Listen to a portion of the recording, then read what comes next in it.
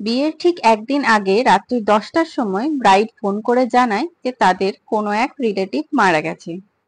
এটা শোনার পর আমি তো জাস্ট আকাশ থেকে পড়ি। হ্যালো এভরিওয়ান, আমি প্রিয়া। আমি চলে এসেছি আজকে তোমাদের সাথে আমার 2 দিনের ব্রাইডাল এক্সপিরিয়েন্স শেয়ার করার জন্য। আজকের আমার ব্রাইড ছিল বাসুদেবপুর বলে একটা গ্রামে, যেটা পাণ্ডবেশ্বর থেকে অনেকটাই যেতে হয়। শুরুতেই যেমনটা বললাম যে আগের দিন ফোন করে ও আমাকে জানায় যে ওদের কোনো একটা রিলেটিভ মারা গেছে, তাই প্রথমে যে বাড়িতে সাজবার কথা ছিল ও সেই বাড়িতে সাজতে পারছে না।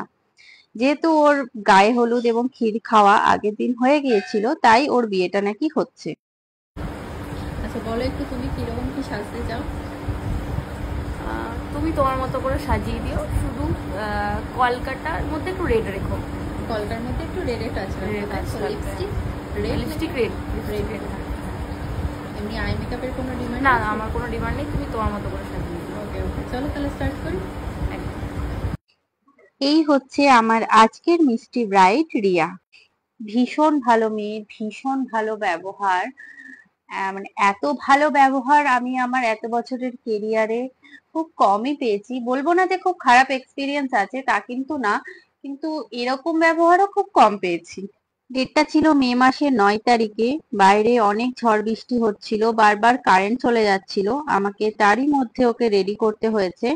অবশ্য আমি যথেষ্টই টাইম পেয়েছি ওকে সাজানোর জন্য, আমাকে কেউ কোনো তাড়াহুড়ো করেনি এবং ও আমাকে বলেছিল দিদি তুমি ধীরে সুস্থেই সাজাও, কোনো অসুবিধা নেই। সেরকম হেভি কিছু ডিমান্ড ও ছিল না, ও আমাকে বলেছিল তুমি তোমার মতো করেই আমাকে সাজিয়ে দাও। আমি চেষ্টা করেছি আমি ওকে আমার মনের মতো করে সাজানো। তোমরা দেখে বলো অবশ্যই। এখানে ওর মেকআপ প্রায় কমপ্লিট, শুধু লিপস্টিক পরানো আর হেয়ার স্টাইলটা বাকি ছিল। এখানে আমি ওর পুরো চুলটা সাদা ফুল দিয়ে কভার করে দিয়েছিলাম, যেটা দেখতে ভীষণ ভালো লাগছিল। আমার নিজের তো খুবই পছন্দ হয়েছে।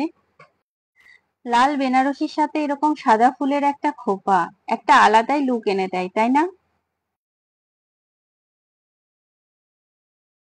এই তো এটা ছিল ওর ফাইনাল লুক। কেমন হয়েছে তোমরা অবশ্যই কমেন্ট করে আমাকে জানিও। ওর এখানে সমস্ত কিছু সিলেকশন ঠিকই ছিল, গয়নাগাটি থেকে শুরু করে সবকিছু ঠিকঠাকই ছিল, বাট ওর মুকুট সিলেকশনটা একটু ভুল হয়েছিল, যেটা আমাকে সেট করতে অনেক প্রবলেম হয়েছে। তোমরা যারা নেক্সট ব্রাইড আছো তারা অবশ্যই এগুলো একটু ঠিকঠাক দেখে কিনবে। চলো এবার ওর কাছ থেকে শুনে নেওয়া যাক যে ওর কেমন লেগেছে। কেমন লাগলো তোমার? খুব ভালো লেগেছে। একটু জোরে বলো, শোনা যাবে। খুব ভালো লেগেছে। পছন্দ হয়েছে তো? মেকআপটা খুব পছন্দ হয়েছে, খুব সুন্দর সাজিয়েছে। Thank you. থ্যাংক এটা ছিল ওর ব্রাইডাল মেকআপ এবং পরের দিনই ছিল রিসেপশন, তার জন্য আমরা আবার বেরিয়ে পড়েছি। বলো রিয়া, কেমন ছিল কালকে মেকআপ? কালকে মেকআপটা তো অসাধারণ ছিল, সবাই খুব নাম করছিল। আর তার থেকেও বড় কথা, মেকআপটা স্টেও করেছিল একদম সকাল অবধি। আমি তো একটু আগে ধুলাম মেকআপটা, দারুণ হয়েছিল, দারুণ দারুণ পছন্দ হয়েছিল? খুব পছন্দ হয়েছিল। Thank you. চলো আজকে তাহলে দেখা যাক, আজকে কিরকম কি চাইছো একটু বলো। আজকে তুমি তোমার মতো করেই সাজিয়ে দাও, তোমার যেরকম ইচ্ছে হচ্ছে। ওপেন হেয়ারের মধ্যে? হ্যাঁ, ওপেন হেয়ারের মধ্যে চাইছি আমি। আর কপালে ছোট্ট একটা কলকা থাকে। ছোট্ট একটা কলকা। তো এই ছিল ওর আগের দিনের মেকআপের রিভিউ, যেটা তোমরা শুনতেই পেলে যে ওর মেকআপটা পরের দিন সকাল অবধি স্টে করেছিল। আমি যখন ওকে সাজাতে পৌঁছাই তখন ঘড়িতে বাজে প্রায় 3টে। গরমকালের দিনে এটা একটা টেনশন থাকে যে মেকআপটা লং লাস্টিং করবে কিনা। যাই হোক, আমিও শুনে খুব খুশি হলাম যে মেকআপটা ওর এতক্ষণ স্টে করেছে।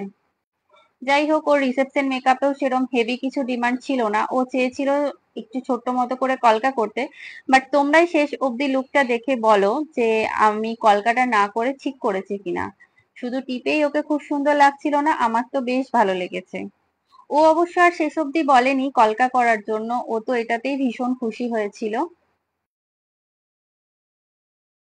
প্লিজ তোমরা কমেন্ট করে জানিও যে কেমন লাগছিল দেখতে।